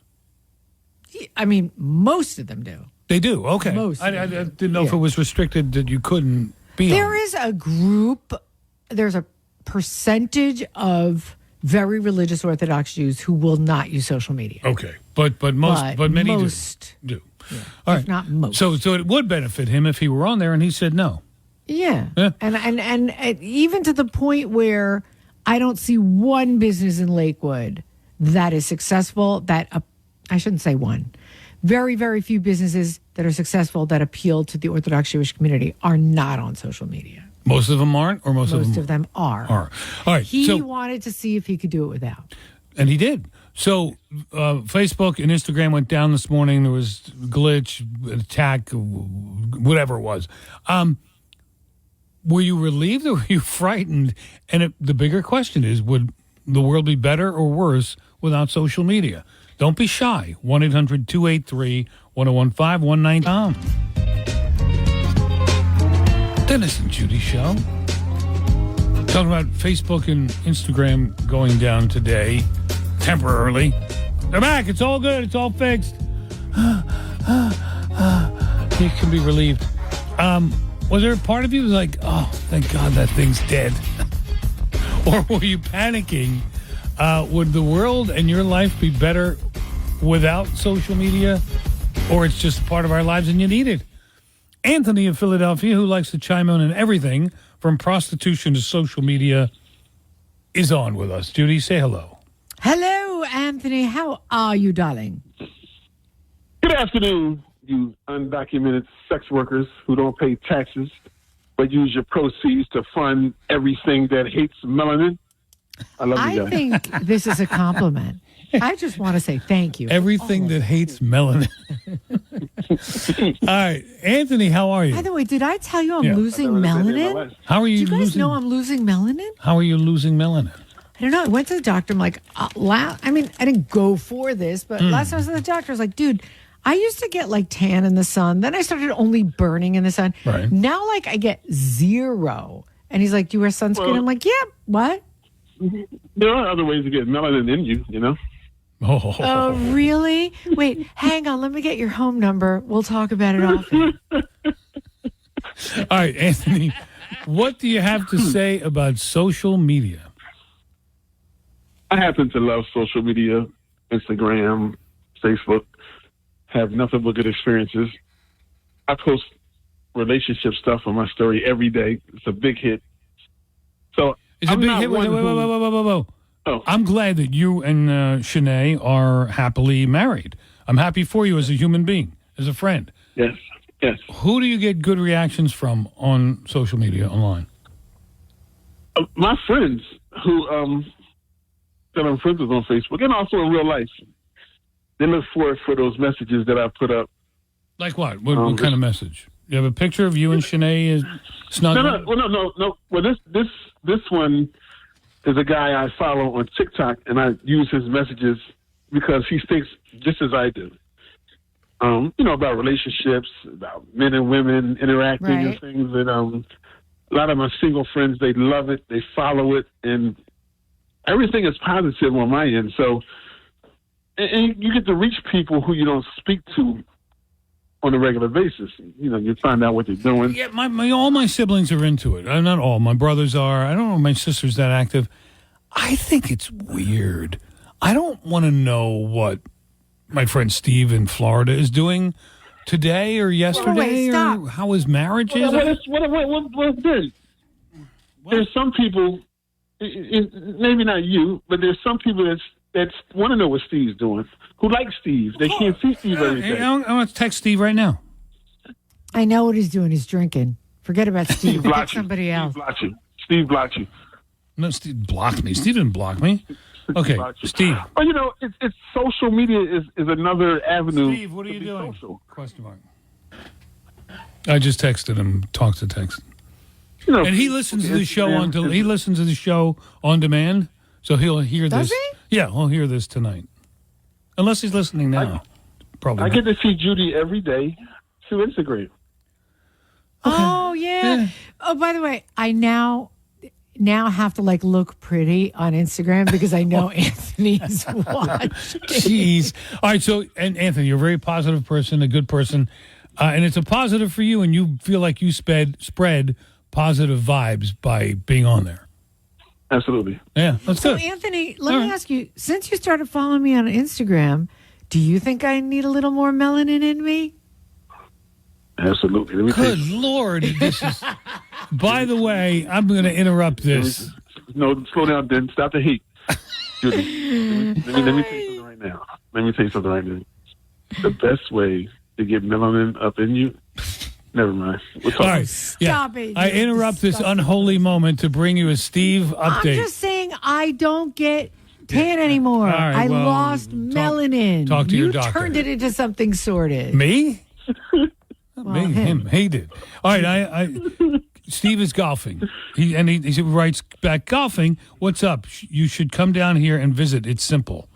Okay. Is he golfing with Fat Stevie Burns? No, Fat Stevie Burns is golfing with my brother in North Carolina. Oh, right. And I'm up here in the cold talking on the phone with Mr. Melanin and Mrs. Lack of Melanin. Ladies and gentlemen, Mr. Melanin. Now, you reached out to Steve and said, yo, man, come play some golf with us.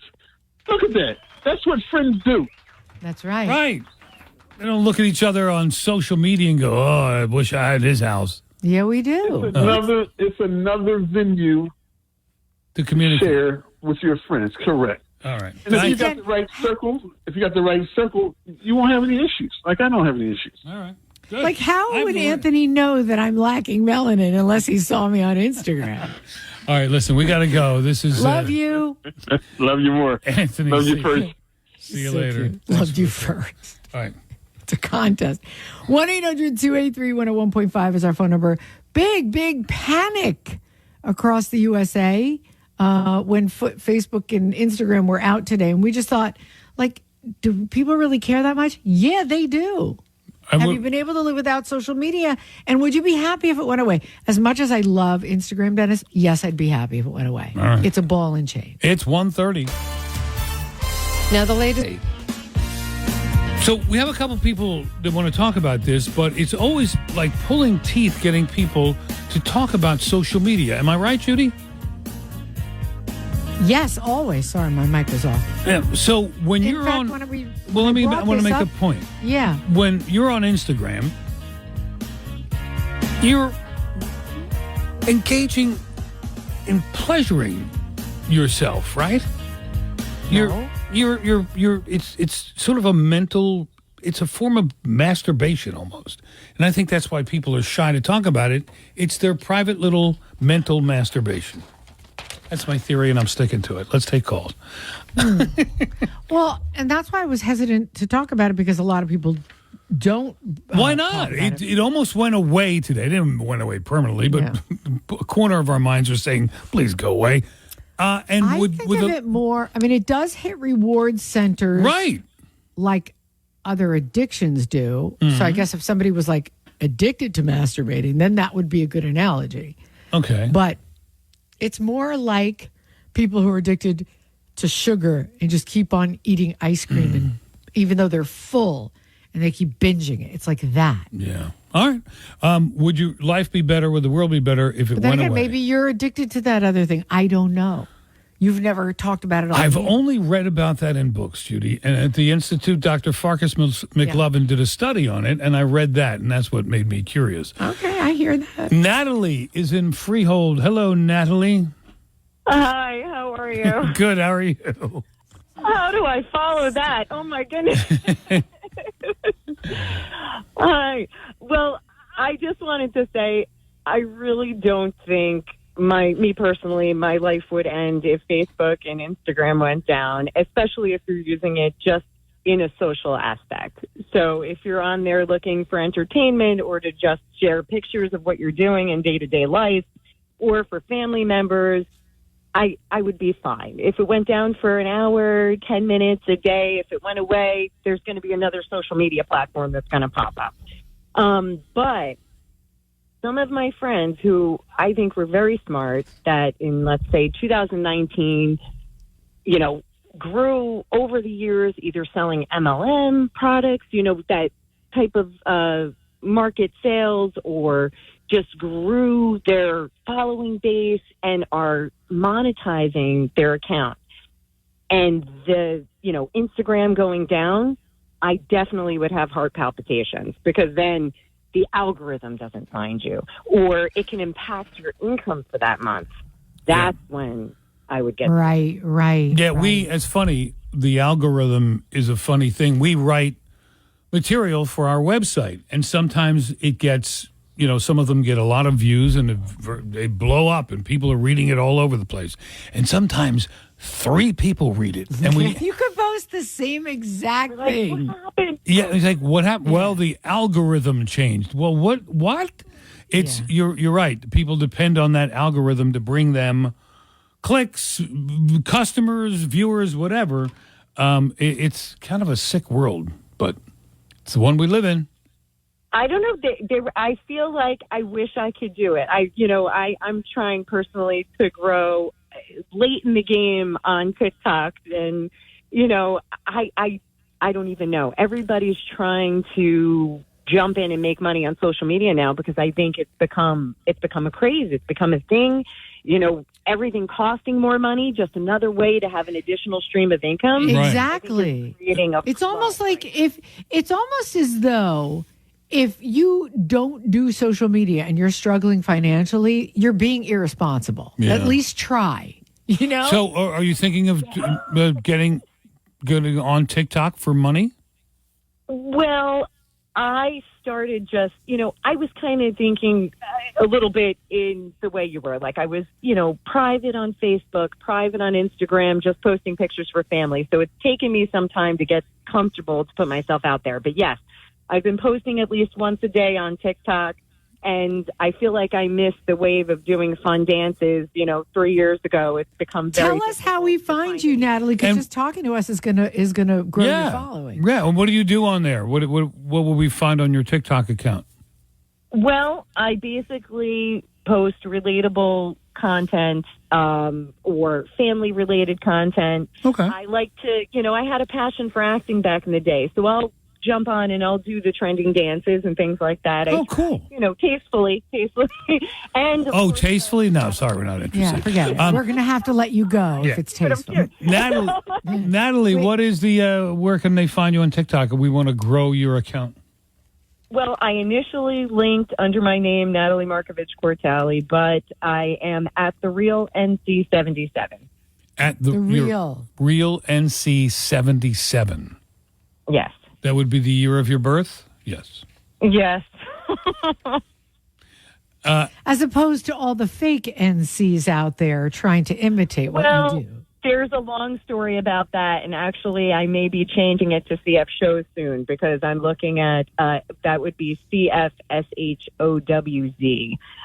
because we originally had a whole family plan of doing something together, but it turned out to be mostly me. All right, Natalie, what is it again? To find me right now, it's at CHEREALNC77. Very good. Great. All right, Natalie, good luck to you. Thank you. Thank you, Natalie. And just so you know, Dennis, this is the first time in so long the people have called and admitted this. We've got callers on here that are saying they were freaked out this morning. I cannot wait to talk to them. All right, let's. Which one? Lisa. Lisa in Westfield was so morning. freaked out. Hi, you were freaked out about the blackout this morning. Oh, my God, you have no idea. I literally didn't even have time to eat because I was so busy trying to get back on the account. I didn't know that there was an outage. So I couldn't get on my primary account. I couldn't get on my secondary account. And I do a lot of promoting of my small business via Facebook. I don't have a page because I just want to keep it, at a moderate level. But most of the customers that I get for my pet sitting business are when I advertise my business card or I answer somebody else's query for a pet sitter. On Facebook? Yeah. Okay, so for her, it's like necessary. I forgot, Dennis, today's Super Tuesday. Did you realize that? Yes, that's right. So I thought maybe that was something that caused the problem, that so many people were on there. How much do you charge for pet sitting? By the hour? I charge by the day. I board in my home only one dog at a time. Oh, okay. And I charge $75 per day. I give them my undivided attention. But if somebody wants you to walk the dog in the middle of the afternoon, you don't have a service for that? I can't do that because I have another job Monday to Friday part-time. Gotcha. All right. Very good. Good luck to you, Lisa. Thanks for the call to New Jersey 101.5. Wow. Fascinating. All right, Gina, Susan, hang on. Instagram, Facebook kind of went down this morning. Everybody's panicking. Will the world and your life be a better place with or without social media? Dennis Malloy here, and if you're thinking about giving your home's exterior a makeover, you got to check out B&B Siding and Roofing. It's a woman-owned business serving New Jersey for over 30 years. They've transformed more than 5,000 homes. They have style-guided experts, friendly consultants who will help you every step of the way in designing your dream exterior. They pride themselves on superior customer communication and quality work. They've got an A-plus rating from the Better Business Bureau, which is rare. And they have a lifetime guarantee on their work. They have financing options available, and they back their work with that lifetime guarantee. There's no high-pressure sales tactics here. I know how important honesty and transparency is when it comes to finding the right company to work on your home. B&B Siding and Roofing are the real deal. Get started today online at bbsiding.com. So Facebook and Instagram were having a problem this morning, and people were melting down. So, and a couple people freaking out secretly thought This would be nice if it went away. I mean, it has. I did think that. It has caused many social problems in social media. Remember when the divorce lawyer or some lawyer told you, was he half of his divorces come from Facebook? People I think that was in the beginning. It was in the like, beginning, yeah. But it's a lot of depression, bullying, kids, teens, suicide, 100%. all that. But in some cases, it's very good to spread good deeds, good words, good vibes, or good for business. Would your life be better or worse without it? Gina's in Princeton. Hi, Gina. Hi, guys. How are you? Good. How are you? I'm good. It's cold. It's 46, but it's really cold. But anyways, I am fan of Instagram, and I'm not. You get just, attacked to it. And I want to just mention, Instagram is not that friendly if you make decent comments. For example, I made a comment like last year about Iranian leader, which is he's dictator, he's a killer. Immediately they took away my account. 100%. Yeah, it's just, you can't. By the way, if you say anything negative about Hamas or the Gaza or anything right now, you need to use symbols. You use the @ for Hamas, because if they see you on Instagram being negative about the terrorists that are Hamas, right, they will suspend your account or hide you deep within the algorithm. How about that? That's crazy. I'm sorry. It's a one-side company. I'm sorry to say it's liberal, 100%. Well, and it goes against the word liberal, the meaning of the word liberal. Right. Today's progressives or leftists, whatever you want to call them, go against the term liberal. I had so many nice memories, picture all gone, and you have to come back with different name, to make like new account. And also dealing with the Instagram is not like dealing with Amazon. If you don't like something, easily you go to Amazon desk or post office return. You have to go through to hell because you don't have nothing. It's just email. You have no phone numbers and nothing. And then my third point is, but God bless, I don't know how these people, they making thousands and millions, being blogger, being, like influencer, how they could be survive. I know the Iranian girl, she came 10 years ago. She became makeup artist. Now she's talking about $6 million house in San Francisco. They make that much money from Instagram. Wow. All right, Gina, thank you. Appreciate the call. If you have the right niche and the right target audience, you can do very, very well. Do we have to break here? Yeah. Real quick, Susan, I've got about 40 seconds. Can you sneak it in there? You would fall apart without social media is what it says here. She's listening back to the radio. All right. Susan is 67 from Princeton. She would fall apart without social media. She's picking up now.